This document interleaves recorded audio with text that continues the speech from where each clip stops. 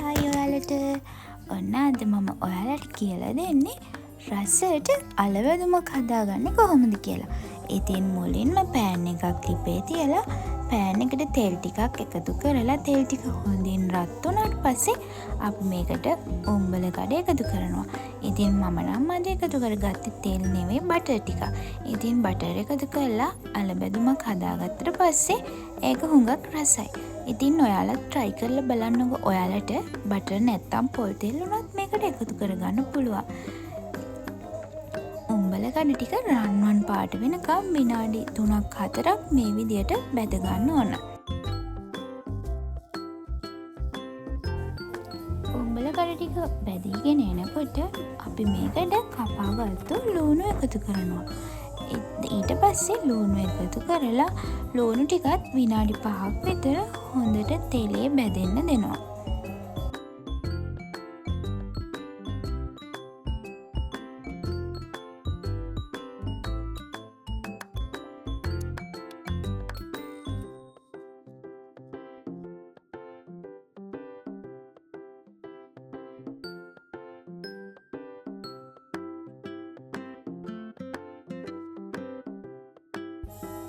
මේ තියෙන්නේ විනාඩි 5කට විතර පස්සේ ඔන්න හොඳට බැදිච්ච ලූණු ටික. ඉතින් දැන් අපි මේකට කරපිංචා ටිකක්, අමු මිරිස් ටිකක්, රම්පෙ ටිකක් එකතු කරගන්නවා. ඉතින් මට අද එකතු කරගන්න රම්පෙ තිබ්බේ නැහැ. ඔයාලට පුළුවන් රම්පෙ ටිකුත් මේ අලබැදුමට එකතු කරගන්න. ඉතින් මේ ටික එකතු කරලා අපි හොඳින් මේ ටික කලවම් කරගන්න ඕනි. දැන් අපි ඊට පස්සේ තම්බල පොතු අරගත්තු අල ටික මේකට එකතු කරගන්නවා. ඉතින් මේ විදිහට අල ටික එකතු කරලා අපි මේක හොඳින් කලවම් කරගන්න ඕනි.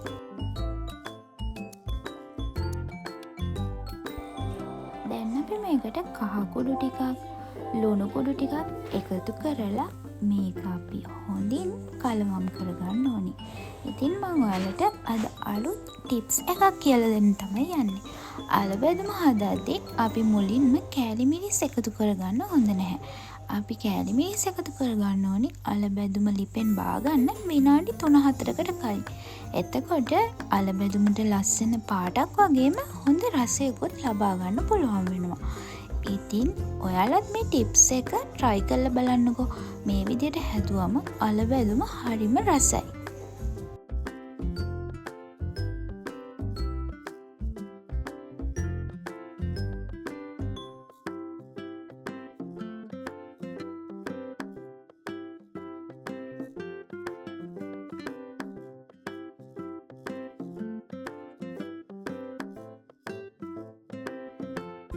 දැන් මේ තියෙන්නේ විනාඩි 10කට විතර පස්සේ. ඉතින් මේක හොඳින් කලවම් කරලා දැන් අපි මේකට කෑලි මිරිස් තේ හැඳි 2ක් හරි තේ හැඳි 3ක් හරි එකතු කරගන්නවා.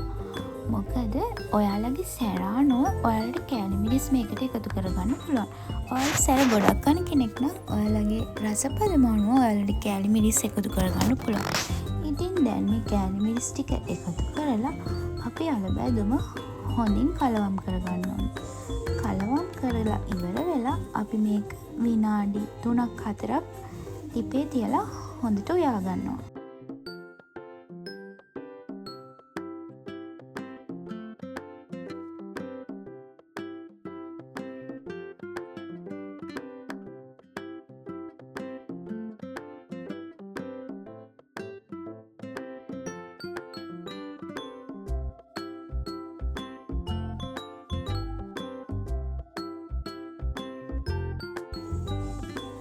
දැන් මේක ආයෙම සැරයක් හොඳින් කලවම් කරලා අපි ලිප ඕෆ් කරගන්නවා. මේ තියෙන්නේ අද මම හදපු රසම රස අලබැදුම.